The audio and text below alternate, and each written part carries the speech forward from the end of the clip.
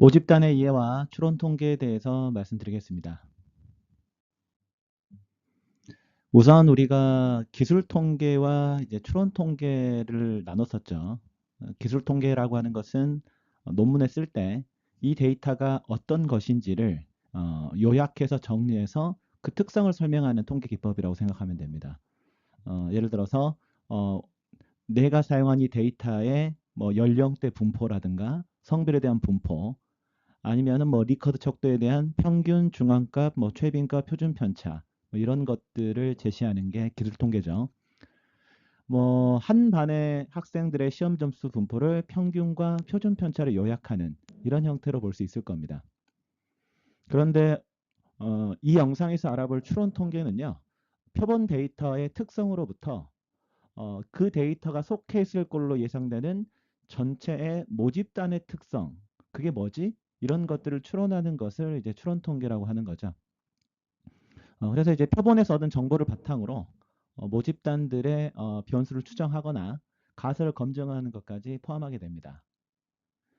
예를 들어서 어떤 신약의 효과를 평가를 하는데 임상 실험을 하게 되는 거죠. 임상 실험을 하기 전과 그 후 여기에 대한 결과를 바탕으로 전체 인구에 대한 효과가 있을까 이런 것들을 추론하는 것입니다. 자, 추론 통계를 이해하기 위해서는 몇 가지 용어들을 좀 정리하고 갈 필요가 있을 것 같은데요. 자, 우선 확률 분포입니다. 확률 분포라고 하는 것은 하나의 모집단에서 동일한 크기의 표본을 반복해서 추출하는 거죠. 그랬을 때 이들 표본이 가질 수 있는 값들의 분포를 확률 분포라고 합니다. 예를 들어서 특정 질병을 가진 모든 환자, 이러면 이제 모집단이 되겠죠. 특정 질병을 가진 모든 환자를 모집단으로 가정을 했을 때 이 모집단에서 동일한 크기의 표본을 여러 번 추출하는 겁니다.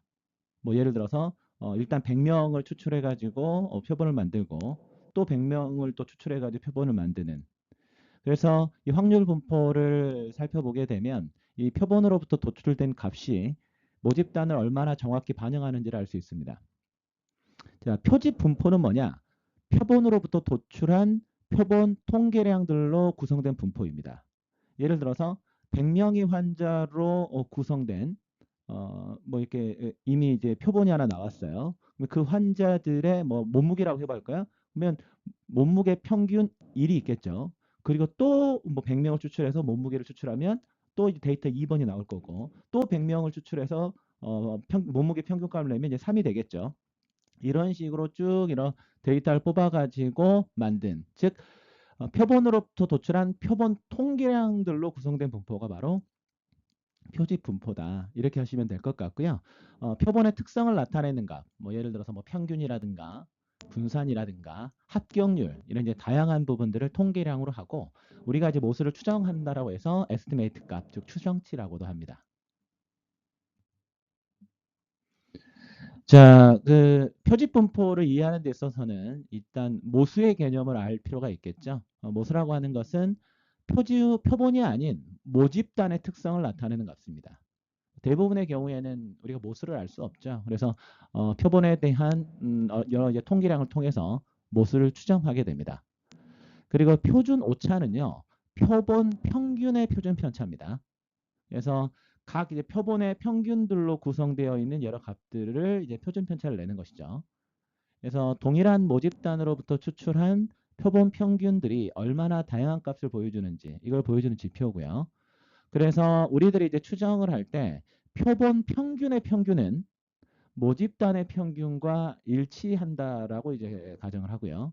그리고 표본 평균의 표준 편차, 표본 평균의 표준 편차는 표준 오차죠. 이거는 이제 모집단의 표준 편차를 표본 크기의 이제 제곱근으로 나눈 값이다. 이렇게 보면 되겠습니다. 자, 그러면 이제 이런 식으로 한번 설명을 해보면 조금 더 우리가 구체적으로 이해를 해볼 수가 있는데, 먼저 통계량을 계산을 해보는 거죠. 예를 들어서 표본 평균을 뽑아본다라고 했을 때 모집단이 있습니다. 그 모집단에서 10개의 표본을 추출합니다. 그리고 이 표본들의 평균을 계산하는 거죠. 그러면 표본의 평균이 계산이 되겠죠. 이 표본 평균 하나가 하나의 데이터가 됩니다. 데이터 포인트. 자, 그런 다음에 표본 평균을 반복해서 추출하는 겁니다. 또 10개의 표본을 추출해서 표본 평균을 계산을 하고 또 10개의 표본을 추출해서 표본 평균을 계산하고 이런 식으로 표본 평균을 500회 계산을 하는 거죠. 예를 들면. 그래서 이렇게 얻은 500개의 표본 평균들은 각각 독립적인 데이터 포인트가 됩니다. 그래서 이렇게 반복해서 얻은 표본 평균들의 분포를 이제 표집 분포라고 하고요. 그래서 이제 표집 분포라고 하는 것은 표본 평균들이 어떻게 분포하는지를 나타내게 되는데 중심 극한 정리에 따르면 표본 크기가 충분히 큰 경우에는 대략적으로 정규 분포의 형태를 띠게 됩니다. 그래서 여러 가지 것들을 검증해 볼 수가 있는 거죠. 자, 그리고 이제 표준 오차라고 하는 것은 이러한 표본 평균의 표준 편차라고 했죠. 이게 표준 오차입니다. 그래서 표본 평균의 일단 변동성을 측정을 하게 되는 거죠. 표집 분포가 정규 분포를 따르기 때문에 이제 통계적 추론이 이제 가능합니다. 그리고 이것을 통해서 신뢰 구간을 설정하거나 가설 검정을 수행할 수 있는 것이죠. 자, 그러면 표집 분포의 사례를 한번 들어보겠습니다. 우선 이제 통계량을 먼저 이제 측정을 해봐야 되겠죠. 예를 들어서 대한민국 모든 대학교 1학년 남학생의 몸무게 평균 이러면 이제 전체 대상이니까 모수가 되겠죠. 그래서 우리는 이제 이 모수에서 대학교 1학년 남학생 100명의 표본을 추출하는 겁니다. 그리고 이 100명의 표본에 대한 몸무게 평균을 구하게 되면 통계량, 즉 표본 평균이 나오게 되는 것이죠. 하나의 데이터 세트가 나왔습니다. 그런 다음에 또 대학교 1학년 남학생 100명의 표본을 추출해서 또 몸무게 평균을 구하면 또 다른 이제 데이터가 되는 거고요. 이런 식으로 표본 추출 과정을 반복적으로 수행을 합니다. 그래서 이제 예를 들어서 이 표본 그 평균이 500개가 나왔다. 그럼 이제 그 500개에 대한 즉 이제 표집 분포를 형성할 수가 있는 거죠. 그래서 각 표본의 평균으로 표본을 구성을 하게 되면 자, 대학교 1학년 남학생 몸무게에 대한 표집 분포가 이제 형성되게 됩니다. 그리고 대부분의 경우에 우리는 모수를 알 수 없죠. 그래서 이러한 통계량을 통해서 우리는 이제 모수를 추정하게 되는 것이죠. 자, 이런 의미에서 통계량을 추정치라고도 하게 되는 것입니다. 자, 그러면 한번 사례를 들어보겠습니다. 이 반도체 생산 회사의 한 연구원이 있습니다. 그래서 이 연구원이 자신이 이 반도체를 생산하는 데 있어서 품질을 획기적으로 개선할 수 있는 새로운 공정을 개발했다고 주장하고 있습니다. 그래서 기존 공정은 불과 50% 정도의 품질 검사 합격률을 보이고 있는데 내가 새로 만든 공정을 적용해 보니까 10개 제품에 적용을 해봤더니 실험 결과 7개의 제품이 품질 검사를 무사히 통과했다라는 거죠. 그래서 연구원이 기존 공정에서는 50%의 품질 검사 합격률을 보이지만 내가 발견한 이 새로운 공정을 적용하면 품질 검사 합격률이 70%로 향상된다. 이렇게 주장하고 있는 것이죠. 자, 그러면 이 연구원의 실험, 즉 표본 크기가 10개죠. 자, 10개 제품의 공정을 적용했으니까요. 표본 크기가 10개인 하나의 표본, 이걸 토대로 과연 이 연구원이 개발한 새로운 공정이 반도체 제조 공정의 품질을 향상시킬 수 있다고 말할 수 있을까요? 그러니까 이 하나의 표본으로부터 도출한 결론을 모집단 전체로 일반화할 수 있냐라는 거죠. 자, 이러한 질문에 답하기 위해서는요. 이 연구원이 개발한 새로운 공정의 품질 검사 합격률이 일단 이제 기존 공정의 품질 검사 합격률 50%하고 다를 바 없다는 가정. 이게 이제 귀무가설이 되겠죠. 즉 연구원이 개발한 새로운 공정의 품질 검사 합격률이 기존 공정의 품질 검사 합격률과 다르지 않다, 같다라는 거예요. 귀무가설이죠. 이런 가정하에서 연구원의 실험 결과, 즉 10개 가운데 7개가 합격된 이러한 사례가 얼마나 나오기 힘든 경우인지를 생각해 봐야 됩니다. 만약에 50% 정도의 품질 검사 합격률이지만 기존 공정 하에서도 뭐 50%가 하다 보면 또 70% 넘게 나올 수가 있잖아요. 기존 공정 하에서도 연구원이 주장하는 합격률 70%가 충분히 발생할 가능성이 있다.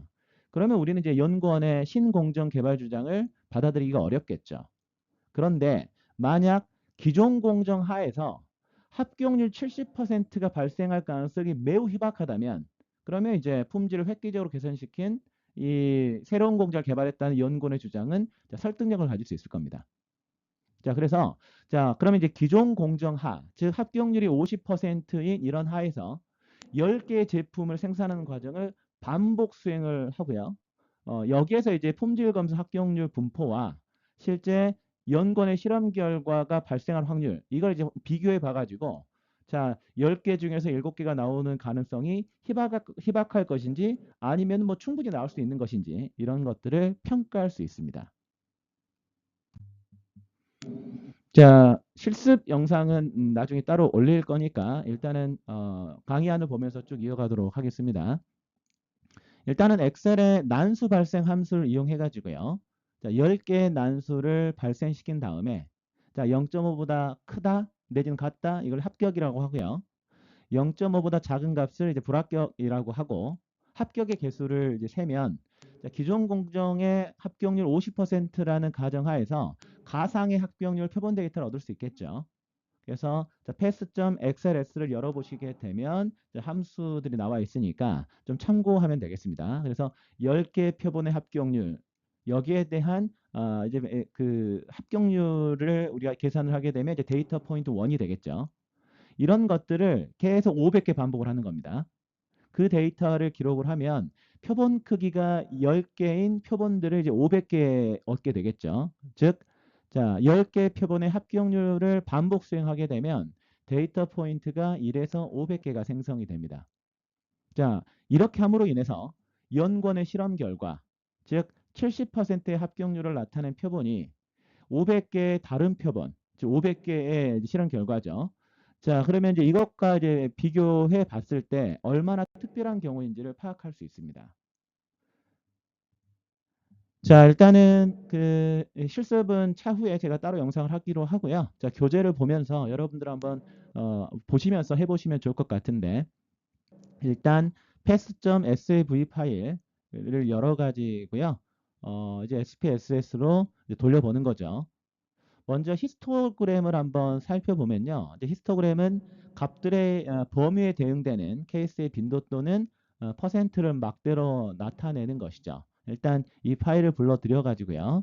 자, 그래프에서 히스토그램을 이제 여신 다음에 자, 패스 10을 자, 변수로 옮깁니다. 패스 10은 이제 10개 표본에 자, 500개 샘플이 있는 자, 이런 데이터다 이렇게 보면 되겠죠. 자, 보니까 무언가 정규 분포와 같은 느낌을 주는 이런 그래프가 만들어졌습니다. 이 즉 막대 도표에서 이 막대는 자, 특정 값에 대응되는 케이스의 빈도 또는 퍼센트인데요. 보면 이제 50%에 대부분 몰려 있죠. 이렇게 이제 표본으로부터 도출한 표본 통계량 이걸로 이제 구성된 분포를 표집 분포라고 하는데 보면 이제 그 평균이 50.18이고요. 표준 편차가 15.5입니다. 뒤에 보겠지만 자, 이 표본 자체가 조금 이제 늘어나게 되면 표준 편차는 좀 줄어드는 이런 이제 측면들이 좀 있습니다. n은 500개죠. 자, 그러면 자, 여기에 대한 한번 빈도 분석을 한번 해보도록 하겠습니다. 빈도 분석을 보면서 과연 이게 나타날 확률이 높은지 그렇지 않은지를 우리는 확인해 볼 수가 있는데요. 일단은 이제 분석 기술 통계량 자, 빈도 분석으로 들어간 다음에 자, 통계량을 엽니다. 그래서 자, 평균, 자, 표준 편차, 최소값, 최대값 이걸 한번 클릭을 한 다음에 그런 다음에 이렇게 확인을 이제 누르게 되면요. 다음과 같은 이제 통계량을 확인할 수가 있습니다. 이렇게 확인할 수 있는 빈도 분석 표를 확인해 보면 연구원이 수행한 실험 결과, 즉 합격률 70%가 합격률 50%인 기존 공정하에서도 충분히 나타날 수 있는 평범한 합격률인지 아니면 기존 공정에서는 나타날 가능성이 작은 예외적인 경우인지를 우리 좀 판단해 볼 수가 있는데요. 자, 보니까 평균이 50이고요. 50.18. 표준 편차가 15.55입니다. 그런데 최소값이 0%인 빈도가 한 번 있네요. 즉 0.5의 확률로 계속적으로 이렇게 그 제품을 만들어도 단 한 개도 이제 합격하지 못한 이러한 경우도 적긴 하지만 일단 있습니다. 빈도가. 그리고 50%의 확률이지만 자, 10개 중에 9개가 합격을 통과한 이 빈도도 6개나 있죠. 그래서 최소값이 일단 0에서 90%까지 있습니다. 자, 평균값은 기존 공정 합격률은 50%에 매우 근접해 있죠. 자, 기존 공정, 즉 합격률 50%인 상황에서 10개의 표본을 가지고 500회 실험을 반복했더니 자, 70% 이상의 합격률이 나오는 경우가 68 플러스 19 플러스 6, 즉 93회가 나옵니다. 500회 중에 18.6%에 해당되는 비율입니다. 자, 그러면 신공정이 기존 공정하고 다르다라고 주장할 수 있을까요? 주장할 수 없을 것 같죠. 그러니까 기존 공정 하에서도 우연하게 실제 합격률 70% 이상은 18.6%의 확률로 나타날 수 있으니까요. 그리고 만약에 우리가 이제 일반적으로 가설을 검증하는 것처럼 기존 공정과 다르다라는 주장을 합격률 70% 이상, 30% 이하. 자, 양측 검증으로 한다면 이 두 가지가 나올 확률이 자, 18.6% 플러스 자, 30% 누적이 15.2죠. 이걸 합하게 되면 무려 33.8%다. 그래서 실제 이 연구원이 주장하는 이 관측된 표본 통계량은 사실은 흔하게 나타날 수도 있는 이제 확률이다. 이렇게 보면 되겠죠. 그래서 이렇게 되면 이 새로운 공정이 뛰어나다라고 주장하기 어려울 겁니다. 이 이유는요, 표본 크기가 작았기 때문에 발생하는 거죠. 즉, 10개의 제품 가지고 7개가 통과됐다. 이건 뭐 예외적이 아니라 충분히 이제 나타날 수 있는 현상인데, 표본 크기가 작으면 이런 식으로 표본 평균의 변동성이 커지는 경향이 있습니다. 그래서 이제 표집 분포는 넓게 펴져 있는 이런 이제 분포 모양을 갖게 되는데요. 자, 만약에 이제 표본 크기가 커졌다. 그러면 이제 표본 통계량, 여기선 합격률이죠. 표본 통계량의 변동성이 작아지게 되고요. 이렇게 되면 예외적인 표본 통계량이 관측됐을 때 이를 식별하기가 훨씬 쉬워집니다. 만약에 연구원이 10개 가지고 한 게 아니고 자, 50개 제품의 신공정을 적용했더니 자, 70%, 즉 35개가 합격을 했다. 이렇게 이제 주장을 해요. 자, 이렇게 되면은 결론이 어떻게 될까요? 표본 크기가 이제 10개가 아니고 50개로 늘어나게 되는 거죠.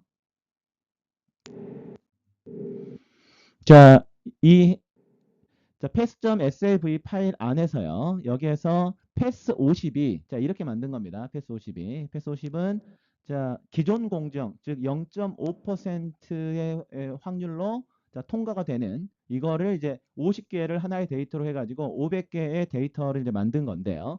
자, 패스 50을 변수로 놓고 히스토그램을 그리게 되면 다음과 같은 이제 그림이 나타나게 됩니다. 마찬가지로 이제 합격률 전체적으로 이런 식으로 이제 표집 분포가 나타나고 있는데 이제 정규 분포를 이제 그리고 있는 것처럼 보여지죠.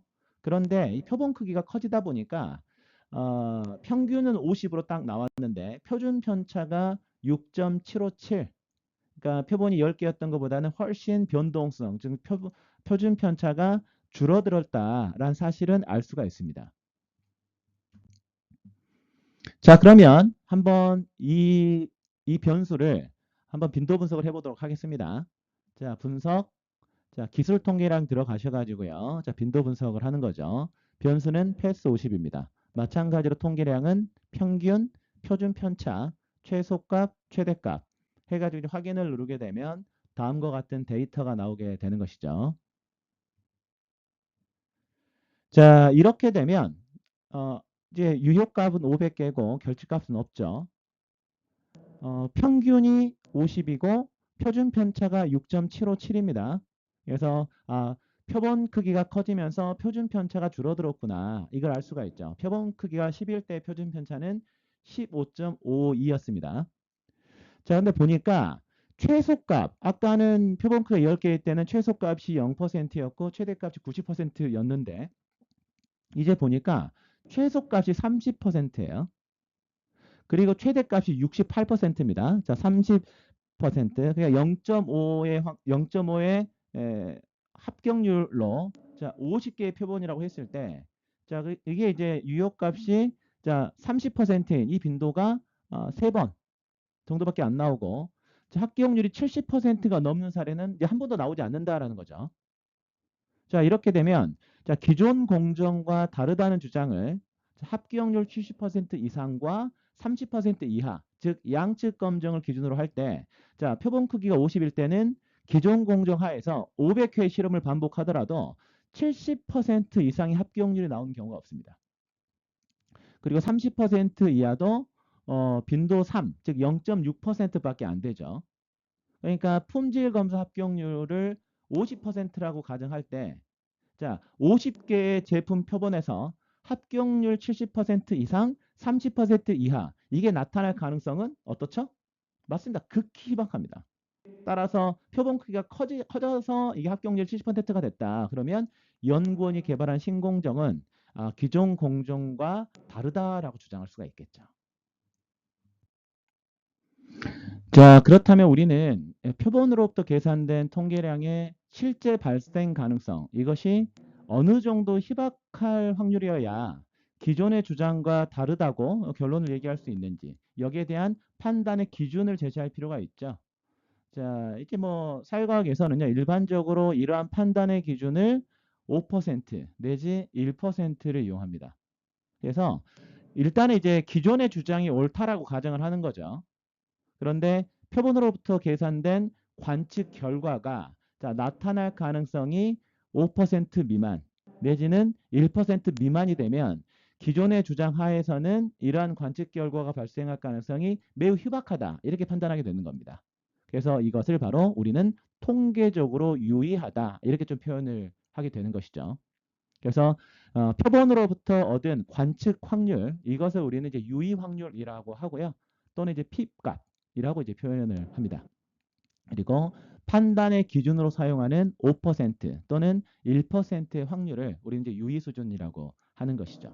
그래서 우리는 이제 이런 통계 프로그램을 이제 돌려본 다음에 기본적으로 이렇게 P값을 확인하게 되는 것이죠. 그래서 P가 0.05보다 적다.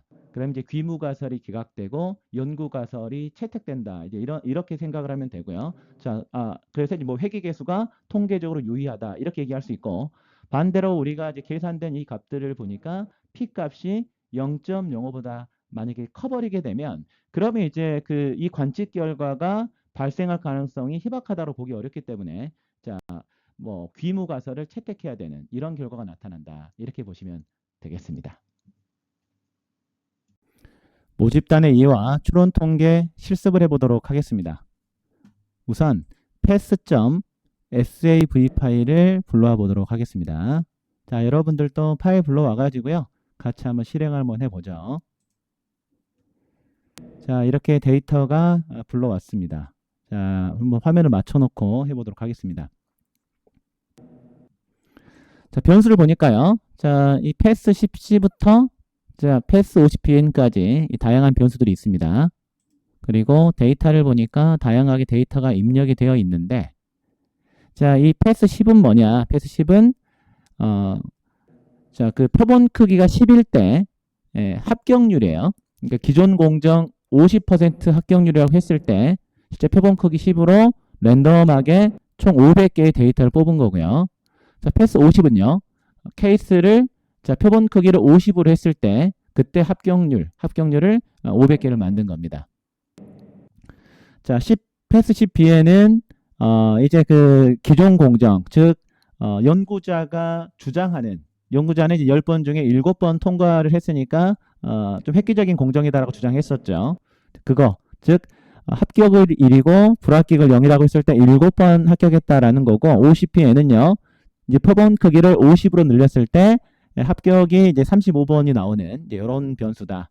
그래서 여러분들이 한번 엑셀 파일을 한번 확인해 보면 좋을 것 같아요. 보면은 이제 pass.xls 파일, 이거를 한번 이렇게 열어보면요. 함수 가지고 기본적으로 난수를 발생시킨 것을 알 수가 있습니다. pass10은 표본 크기가 10이고 합격률이 50%인 거죠.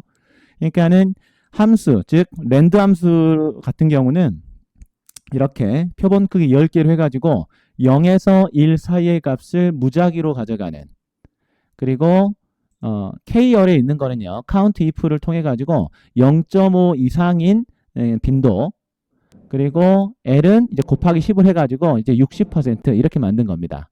이렇게 자, 하나의 표본에 대한 자, 우리가 합격률을 총 몇 개? 500개를 이제 만든 거죠. 이런 식으로 만든 거고. 자, 그래서 표본 크기가 이거는 이제 10인 걸 알 수가 있고요. 자, 패스 50은 자, 표본 크기가 10이 아니고 쭉 가게 되면 표본 크기가 실제 50개죠. 표본 크기 50개입니다. 그래서 50개에 대해서 기본적으로 이렇게 합격에 대한 빈도 그리고 합격률 해가지고 마찬가지로 500개의 데이터를 가져간 겁니다.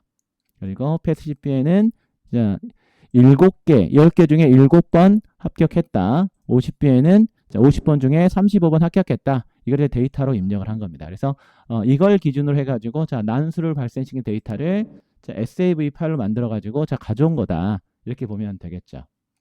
자, 그러면 우리는 일단 패스 10에 대해서 일단 히스토그램을 한번 그려보도록 하겠습니다. 자, 레거시 대화 상자에서요. 히스토그램을 들어가 보면 패스 10 이거를 변수로 놓고 한번 히스토그램을 그려보겠습니다. 자, 그랬더니 이제 정규 분포처럼 보이는데요. 평균이 50.18이고 표준 편차가 15.552, n수는 500입니다. 자, 이렇게 히스토그램이 그려졌습니다. 자, 그래서 보게 되면 대부분의 표본이 일단 50%를 기준으로 일단 몰려 있다. 이렇게 보면 되겠죠. 이렇게 표본으로부터 도출한 표본 통계량으로 구성된 분포를 우리는 표집 분포라고 했습니다. 자, 그러면 한번 빈도 분석을 해볼까요? 자, 분석에서요. 자, 보면 이제 기술 통계량의 빈도 분석에 들어가서 패스 10에 대한 빈도 분석을 해보도록 하겠습니다. 자, 변수로 패스 10을 옮겼고요. 자, 빈도표를 표시합니다. 자, 그리고 통계량을 보고 우리는 평균, 표준 편차, 최소값, 최대값. 자, 이걸 한번 확인해 볼게요. 자, 그랬더니 이제 다음과 같은 빈도표가 나왔죠. 보니까 평균이 50.18이고요. 자, 표준 편차가 15.52니까 평균값이 기존 공정 합격률인 50%에 매우 근접해 있다는 사실을 알 수가 있죠. 그런데 합격률이 0.5인데 표본 크기가 10개로 작다 보니까 10번을 했는데도 한 번도 합격을 하지 못하는 제품이 그 빈도도 하나가 있고요. 그 최소값이 0입니다. 합격률이 50%인데도 10개 중에 9개가 통과해버리는 즉 90%인 빈도도 6개가 있죠. 즉 기존 공정하 합격률이 50%일 때도 70% 이상 합격률이 나오는 것이 이 빈도를 따지니까 70%가 68, 80%가 19번, 90%가 6번이나 나오니까요. 자, 이걸 합하게 되면 93회가 나와요. 그래서 500회 중에 93회면 18.6%입니다. 자, 500회 중에 18.6%가 기존 합격률 50%일 때도 70%가 나오죠. 따라서 신공정이 기존 공정과 다르다고 주장할 수 없다라는 거죠. 그래서 기존 공정과 다르다는 주장을 만약에 양측 검정, 그래서 70% 이상과 30% 이하로 하면 18.6% 플러스 15.2%를 더하게 되면 이제 33.8%나 나오는 거죠. 자, 그래서 관측된 표본 통계량이 사실은 흔하게 나타날 수도 있다라는 얘기가 됩니다. 그래서 이 신연구원이 개발한 이 신공정이 뭐 특별하게 뛰어나다라고 주장하기가 어렵다라는 거죠. 자, 그런데 이게 이제 그 표본 크기가 커지게 되면 이 표준 편차가 줄어들면서 우리가 이제 검증력이 좀 더 높아진다, 좀 좋아진다라고 했잖아요. 자, 그럼 이제 패스 50 가지고 한번 해보겠습니다. 표본 크기가 10개가 아니고 50으로 좀 컸습니다. 자, 마찬가지로 먼저 히스토그램을 그려보도록 하겠습니다. 자, 변수를 이제 패스 50으로 바꿔가지고요. 자, 히스토그램을 한번 그려보죠. 자, 그랬더니 이제 다음과 같은 이런 부분들이 좀 나왔습니다. 그래서 평균이 50이고요. 표준 편차가 6.757. 표본이 이제 10개인 거에 비해서 표준 편차가 크게 줄어든 것을 확인할 수가 있고요. n은 500입니다. 마찬가지로 정규 분포의 곡선을 그리는 것처럼 보이죠. 자, 그러면 우리가 한번 이 부분도 빈도 분석을 해보도록 하겠습니다. 자, 분석에서 기술 통계량에서 빈도 분수가 들어가는 거죠. 그래서 자, 패스 50을 변수로 놓고 빈도표를 확인할 겁니다. 마찬가지로 통계량은 평균, 표준 편차, 최소값, 최대값 이것을 확인할 거예요. 자, 확인하니까 자, 다음과 같은 이제 통계량이 나왔습니다. 자, 평균이 딱 50이 나왔네요. 자, 표본 크기가 50인 데이터 500개죠. 표준 편차가 6.757. 그러니까 최소값, 최대값이 이제 차이가 생기는 겁니다. 아까는 이제 표본 크기가 10개로 작다 보니까 좀 극단적인 값들도 좀 많이 나왔는데 표본 크기가 50개가 되다 보니까 자, 50개를 0.5의 확률, 아니 50%의 확률 이걸로 이제 합격을 했을 때 자, 유효한 값이 자, 30%가 나온 빈도는 3개. 그 이하는 없고요. 그 다음에 최대값이 68입니다. 즉 합격률 50%일 때 자, 68%가 합격된 빈도가 한 번밖에 나오지 않았고요. 70%가 넘는 거는 전혀 나오지 않았죠. 그래서 만약에 기존 공정과 다르다라는 주장을 합격률 70% 이상과 30% 이하인 양측 검증을 기준으로 할 때요. 자, 표본 크기 50이고 기존 공정 하에서 500회 실험을 반복할 때 자, 70% 이상의 합격률이 나오는 경우는 없고 30% 이하의 빈도도 3개밖에 없으니까 0.6%밖에 안 되죠. 따라서 품질 검사 합격률을 우리가 50%라고 가정을 하면요. 자, 50개의 제품 표본에서 합격률 70% 이상, 30% 이하가 나타날 가능성은 극히 희박합니다. 따라서 이제 연구원이 개발한 신공정은 기존 공정과 분명하게 차이가 있다. 이렇게 얘기할 수가 있겠죠.